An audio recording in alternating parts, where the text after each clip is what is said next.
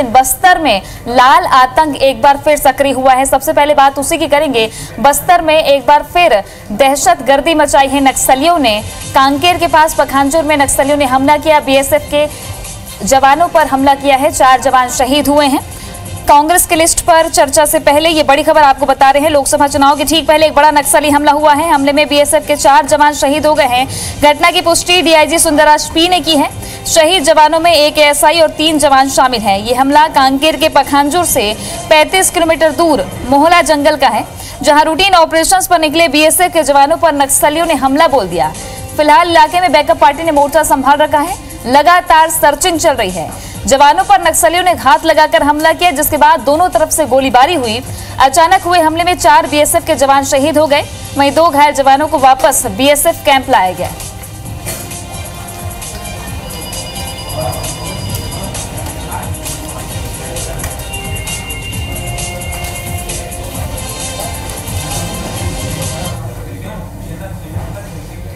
भी निर्माण कार्य जारी था, वहाँ पे भी सुरक्षा के लिए गए हुए थे। इसी दौरान नक्सलियों द्वारा एम्बुश लगा करके बीएसएफ की पार्टी, पुलिस की पार्टी पर एम्बुश किया गया। एम्बुश करने पर वहाँ पर जो घटना हुआ है उस पर 4 जवानों के शहीद होने का प्राथमिक तौर पर सूचना प्राप्त हुई है तथा 2 घायल हैं। सभी जो जवान हैं वो अभी वापस आकर के कैंप में पहुँच गए हैं। कांकेर के नारायणपुर से लगे जो माड़ का एरिया में परतापुर कोयलीबेड़ा एक्सिस है, परतापुर के आगे एक महला कैंप खोला गया था 2018 में, फरवरी में 1 साल हो गया है। ये पूरा एरिया माड़ से लगा हुआ है। वहाँ बीएसएफ की कंपनी तैनात है, वो लगातार अपने एरिया में ऑपरेशंस करती रहती है। जो भी कैंप होते हैं, फॉरवर्ड कैंप है, तो उस जगह पे इनकी बीएसएफ की एरिया डोमिनेशन पार्टी थी, जिसके साथ में नक्सलियों से मुठभेड़ हुई है। मुठभेड़ में जो जानकारी हमें अभी प्राप्त हुई है उसके अनुसार 4 जवान शहीद है बीएसएफ के और 2 लोग घायल हैं। वहाँ से फोर्स को निकाल लिया गया है, घायलों को भी निकाल लिया गया है और जो शहीद है उनके शवों को भी निकाल लिया गया है।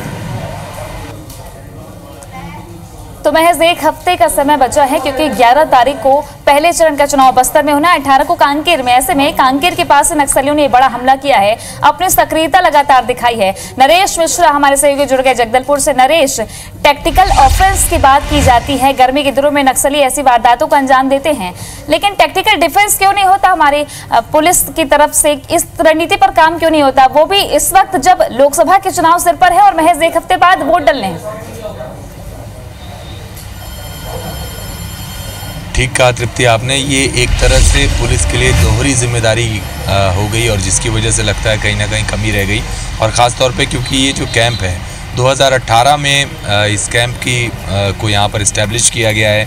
2012 में यहाँ गांव के लोग नक्सल दहशत की वजह से गांव छोड़ चुके थे और इसके बाद दोबारा इनको बसाया गया है। तो काफ़ी सेंसिटिव इलाका है, माड़ का इलाका बिल्कुल सीमावर्ती इलाका है, नक्सलियों की जो मुक्त इलाका है उससे लगा हुआ ये इलाका है। तो लिहाजा कुछ ज़्यादा मुस्तैदी बरतने की आवश्यकता थी। बहिष्कार, चुनावी बैनर पोस्टर का दौर तो माओवादियों की तरफ से जारी ही था और ये जो एरिया डोमिनेशन था कैंप के बिल्कुल नज़दीक, करीब 7 किलोमीटर की दूरी पर ये घटनाक्रम हुआ है, जहाँ से ये जो पार्टी थी बीएसएफ की, ये एरिया डोमिनेशन के लिए निकली थी। तो एक बड़ा हमला ठीक चुनाव से पहले, चुनावी पुलिस की जो तैयारी है चुनाव से ठीक पहले, उस पर सवालिया निशान खड़ा करता हुआ ये एक है। और बस्तर में जो चुनाव होते हैं नक्सल प्रभावित इलाकों में अमूमन बूथ शिफ्ट करके या अतिरिक्त फोर्स डाल करके बूथ को कवर करके वोट कराए जाते हैं, जबकि जो आम ग्रामीण हैं, आम लोग हैं, उनमें जो नक्सल दहशत है वो बरकरार रहती है, जिसकी वजह से वोट परसेंटेज पर भी असर पड़ता है। तो ये एक तरह से माओवादियों की कोशिश होती है कि जो चुनाव बहिष्कार का उनका पैटर्न है उसमें वो जितने ज़्यादा ग्रामीणों में एक ये माहौल बना सकें कि वो पॉलिटिकल पार्टियों का विरोध करें, चुनाव का बहिष्कार करें, वोट करने ना जाएं। और साथ ही इस तरह की जब घटनाएं हो जाती हैं तो असुरक्षा का माहौल बन जाता है और इसकी वजह से कहीं ना कहीं इलाके में चुनावी कैंपेन से लेकर पॉलिटिकल मूवमेंट से लेकर के वोट तक प्रभावित होता है। और चुनाव से पहले माओवादियों का ये हमला इसी तरह की कोशिश का एक सिलसिला है। बिल्कुल नरेश, पॉलिटिकल मूवमेंट की बात करें और ये जो कॉरिडोर, रेड कॉरिडोर नक्सलियों ने बनाया है, गढ़चिरौली तक का जिक्र हुआ है, आपने बताया कि इकोनॉमिक कॉरिडोर भी नक्सलियों को रहा है। ऐसे में इस रूट पर नक्सलियों की सक्रियता किन मायनों में खास है, क्योंकि कांकेर में 18 तारीख को वोट पड़ने? देखिए ये इन मायनों में ये बात बहुत महत्वपूर्ण है कि कांकेर का इलाका पिछले कुछ समय से अमूमन शांत माना जाता रहा है बनिस्बत बस्तर के इलाके के। बस्तर जो लोकसभा का क्षेत्र है उस इलाके की बात कर रहा हूँ, तो उस इलाके की तुलना में ये इलाका शांत माना जाता रहा है। लेकिन अगर आप देखें तो महाराष्ट्र राजनांदगांव और बालाघाट का जो इलाका है, राजनांदगांव से बालाघाट से लगा हुआ जो इलाका है, इन इलाकों में जो माइनिंग के क्षेत्र में जिस तरह से सरकार की गतिविधियां बढ़ी हैं, तो इस इलाके में माओवादियों ने भी एक तरह से खामोशी से अपना कैडर, मजबूत कैडर बनाना शुरू किया है। और पिछले कुछ समय से महाराष्ट्र में ज़रूर एक बेहतर ऑपरेशन पुलिस की तरफ से किए गए, जिसकी वजह से माओवादियों को नुकसान उठाना पड़ा, पर बावजूद इसके माओवादियों की नज़र में ये इलाका है। और अगर आप देखें, अगर हिस्ट्री देखें आप माओवादी घटनाओं का जो एक क्रम देखें, तो आप देखेंगे कि इस इलाके में माओवादियों ने कई सिलसिलेवार हत्याएँ की हैं, बड़े कांड अंजाम नहीं दिए हैं। और काफ़ी समय के बाद एक तरह से ये एक बड़ा एम्बुश इस इलाके में हुआ है। पर जिस इलाके में ये एम्बुश हुआ है, ये महला का वो इलाका है जहाँ पर आमतौर पर आम लोगों की पहुंच नहीं है। पखानजूर से भी ये 35 किलोमीटर दूर है, पहुंचविहीन और माओवादियों की मजबूत पकड़ का इलाका है। तो ऐसे में ये माना जा सकता है कि जो माओवादियों का जो पूरा ये गढ़चिरौली महाराष्ट्र से लगा हुआ इलाका, माड़ का जो इलाका है और राजनांदगांव से लगा हुआ इलाका है, इस इलाके में जो माओवादियों का दबदबा बढ़ रहा है, उसका एक तरह से ये एक उदाहरण है। बिल्कुल नरेश, आप बने रहे हमारे साथ। राज्य सरकार की तरफ से भी प्रतिक्रिया आई है। मंत्री टी सिंहदेव ने इस हमले पर क्या कुछ कहा है, आइए आपको सुनाते हैं। ये दुखद दर्दनाक घटना, नक्सली आज भी विद्यमान है छत्तीसगढ़ में। कैसे हम ये सुनिश्चित कर सकें कि हमारे जवान हताहत न हो, हमारे नागरिक हताहत ना हो, ये सरकार की जिम्मेदारी है, प्रथम जिम्मेदारियों में है। और आज सरकार में हम लोग हैं, तो ये हम लोगों की जिम्मेदारी से पीछे नहीं हटा जा सकता। और उन सारे उपायों का हमको जल्दी से जल्दी उपयोग करना होगा। तो सत्ता बदल जाती है लेकिन नेता जो है उनके बोल नहीं बदलते। नक्सल मोर्चे पर अक्सर ये बातें आती हैं, आश्वासन दिया जाता है कि हमेशा कार्रवाई की जाएगी, ठोस रणनीति बनेगी, लेकिन ऐसा बनता दिखाई नहीं देता। इस बीच मुख्यमंत्री भूपेश बघेल ने ट्वीट करके संवेदना जाहिर की है, शोक व्यक्त किया है और कहा है कि ट्वीट के माध्यम से उन्होंने कहा है कि जवानों की जो शहादत है वो बेकार नहीं जाएगी। पखांजूर में नक्सली हमले में शहीद जवान की शहादत को मेरा प्रणाम। मैं घायल जवानों के शीघ्र स्वास्थ्य लाभ की प्रार्थना करता हूं। छत्तीसगढ़ में किसी भी तरह की हिंसा बर्दाश्त नहीं की जाएगी। नक्सलियों के साथ हमारे जवान निपटने में सक्षम हैं और वे समुचित कार्रवाई करेंगे।